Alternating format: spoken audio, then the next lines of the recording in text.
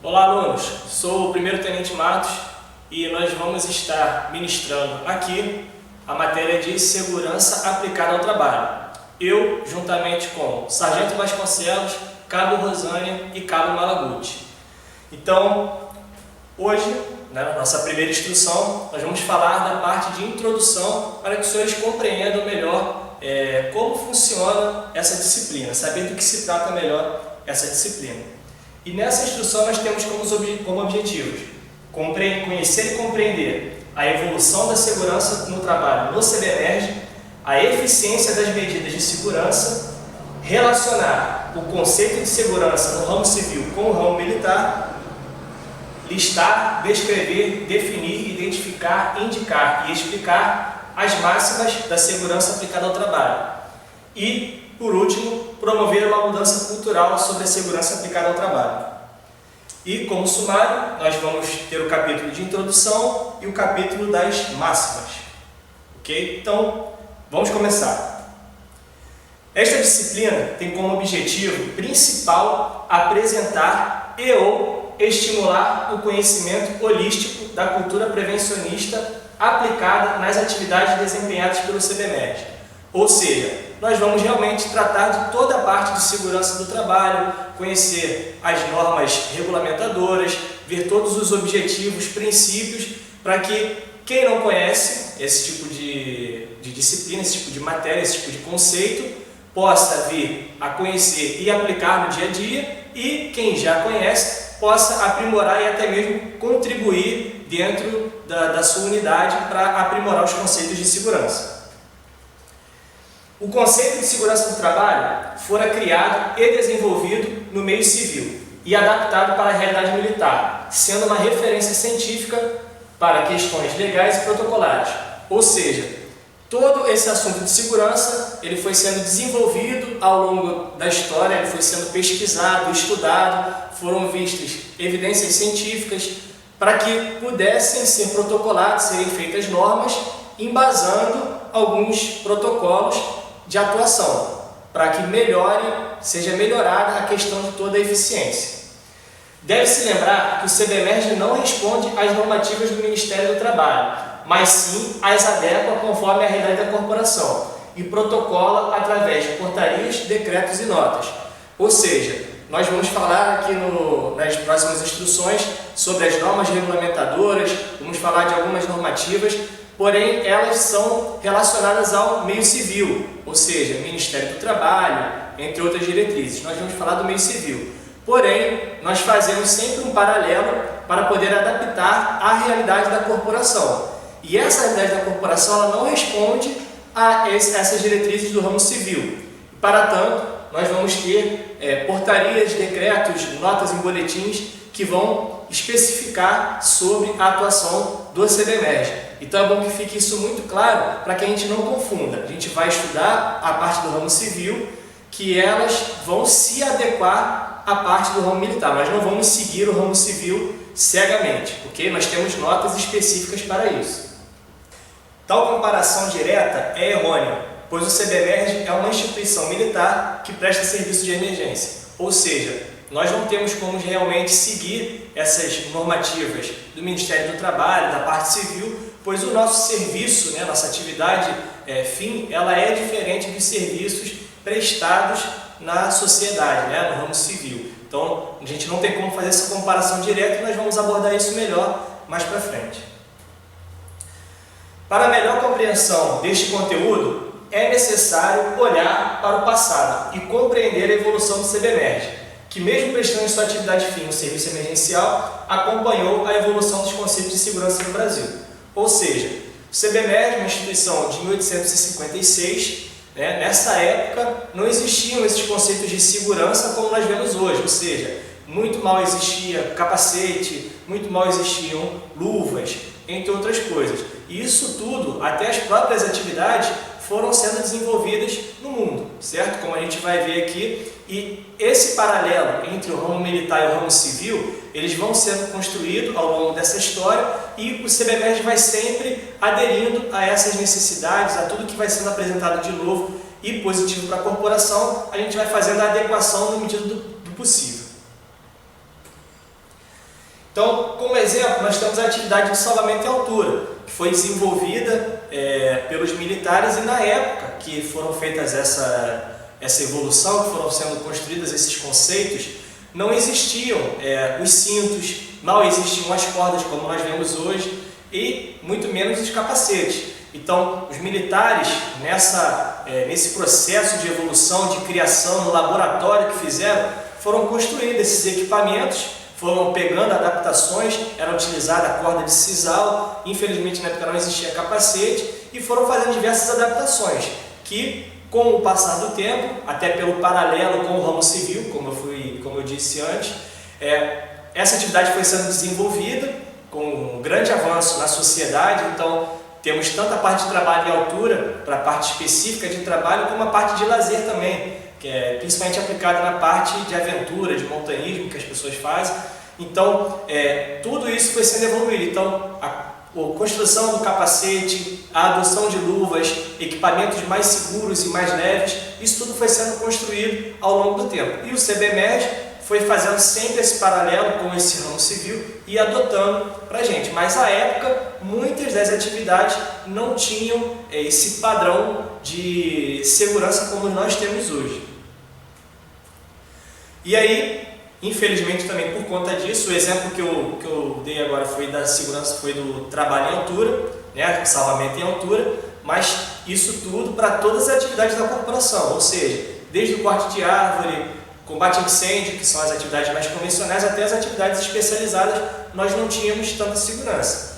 E por conta disso, né, uma condição natural, não por uma questão de ineficiência ou incompetência ética, mas simplesmente por uma questão de evolução tecnológica, os acidentes eram muito maiores, né? Tanto em termos de quantidade, ou seja, um grande número, quanto na parte de gravidade, ou seja, acidentes até muito severos. Hoje, mesmo com a evolução da segurança, alguns acidentes ainda acontecem e são minimizados por conta das medidas de segurança que nós temos. Porém, o número de acidentes era tanto em maior quantidade quanto em gravidade. E hoje esse número, felizmente, já diminuiu bastante. E aí, nós temos a parte de exigências, né, como eu vinha dito antes, através de documentação. Ou seja, tudo isso que a gente vem seguindo hoje é sempre paramentado, né? E, como eu disse antes, né, no nosso caso da corporação, nós não seguimos as normativas civis, nós apenas estudamos para fins didáticos. O que vale para a corporação são os procedimentos operacionais padrões, os POPs e os manuais operacionais, bem como as normas em boletim, perfeito? Que vão fazendo esse paralelo enquanto não surgem tanto os POPs quanto os manuais operacionais. E a gente tem que entender que o uso dos equipamentos, né, e desses procedimentos, eles são feitos justamente para que o bombeiro militar tenha maior segurança. Ele não tem outro fim senão proteger o bombeiro militar. A aplicação dos procedimentos de segurança são fundamentais para o bom andamento das atividades, porque, além da proteção propriamente dita no âmbito físico, elas trazem a sensação de proteção no âmbito mental e assim conferem maior serenidade para atuar. Ou seja, uma vez que você está adotando os procedimentos de segurança, tanto no ambiente quanto de forma individual, você se sente mais seguro, você tem uma capacidade maior de segurança. Então, dotado desse conforto que você tem da segurança, você consegue atuar melhor, porque você sabe que determinado risco, né, que pode vir a acontecer, ou determinado período que você está vindo a enfrentar, você sabe que está protegido ou totalmente, dependendo do risco que você venha a sofrer ali, do perigo que você está enfrentando, ou pelo menos você tem uma grande proteção. Okay? Então, isso traz uma condição psicológica muito boa para que o bombeiro militar possa atuar. Uma vez que sabemos que possuímos uma proteção enquanto realizamos determinada tarefa, podemos agir com a consciência mais serena, porém sempre com agilidade e sem esquecer que o risco não deixou de existir.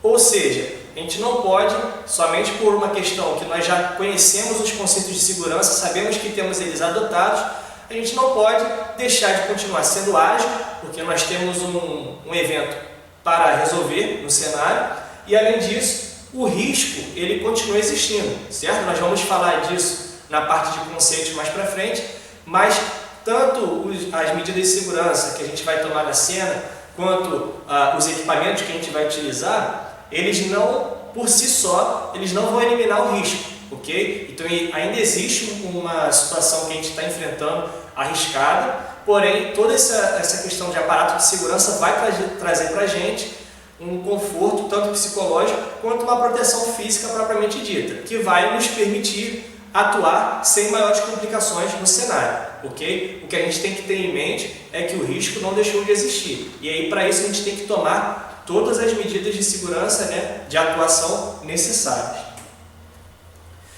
Todos esses preceitos de segurança estão ligados diretamente à nossa habilidade técnica, uma vez que são considerados conhecimentos e procedimentos básicos que precisamos ter e realizar antes de executarmos qualquer tarefa.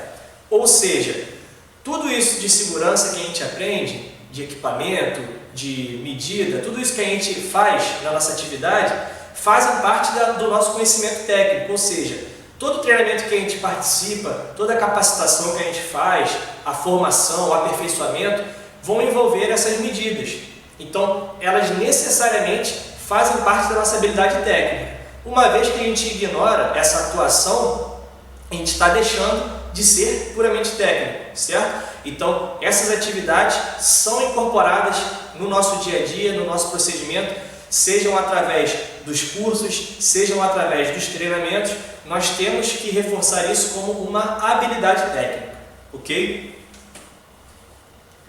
Quando o bombeiro militar está atendendo a ocorrência, deve ter em mente que o acidente já ocorreu e trouxe prejuízo de diversas maneiras. Ou seja, o acidente, como a gente viu aqui, ele já aconteceu, certo? Então, uma vez que ele aconteceu, nós temos ali diversos prejuízos, sejam eles físicos, sejam materiais, biológicos, enfim, diversos, até mesmo psicológicos, diversos prejuízos. O bombeiro militar, ele vai atuar para minimizar a situação ou manter no mesmo nível. A gente não pode ir para agravar a situação, seja se tornando mais uma vítima ou seja aumentando os prejuízos. Pode ser que o próprio cenário, o próprio evento, ele por si só aumente os prejuízos, mas isso é por conta do próprio evento.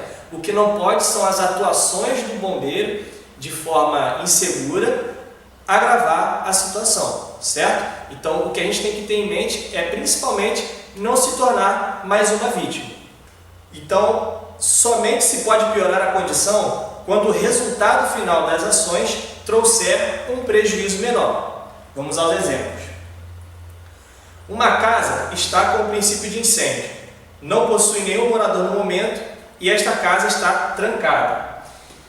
O prejuízo de realizar uma abertura através das técnicas de entradas forçadas, é uma matéria dentro da disciplina de salvamento, e extinguir o incêndio será menor do que manter a casa fechada e o incêndio se propagar. Ou seja, vale mais a pena a gente trazer esse prejuízo de realizar essa abertura, seja através de uma porta, uma janela, ou até mesmo a criação de uma outra abertura que não exista.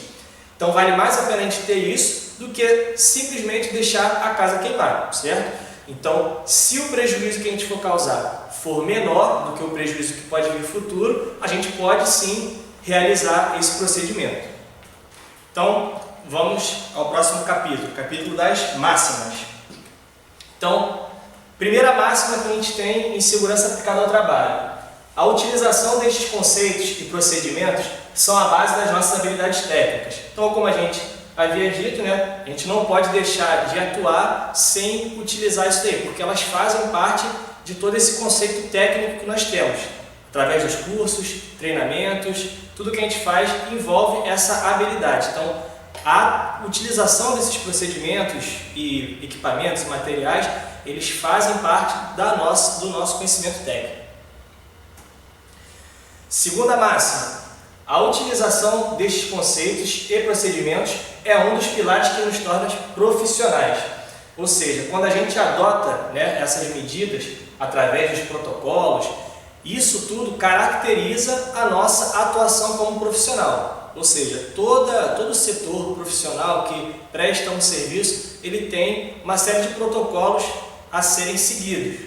E quando você faz essa adoção deles nas atividades, eles caracterizam essa atuação profissional. Então, quando a gente deixa de utilizar esses conceitos, nós estamos sendo não profissionais, perfeito? Quando a gente ignora esses conceitos. Então, sempre que a gente for atuar utilizando eles, nós mais uma vez reforçamos essa nossa característica como profissionais. Terceira máxima: a utilização destes conceitos e procedimentos reduz os acidentes em quantidade e gravidade. Como a gente viu, e existem evidências científicas disso, a adoção disso daí de todas essas medidas, procedimentos e equipamentos, vai fazer com que exista uma diminuição, seja em termos de quantidade ou em termos de gravidade. Perfeito? Os riscos, então, a quarta máxima: os riscos só deixam de existir quando eliminamos o perigo. Então, nós vamos abordar isso melhor na próxima instrução, na parte dos conceitos, mas vamos ver um exemplo aqui.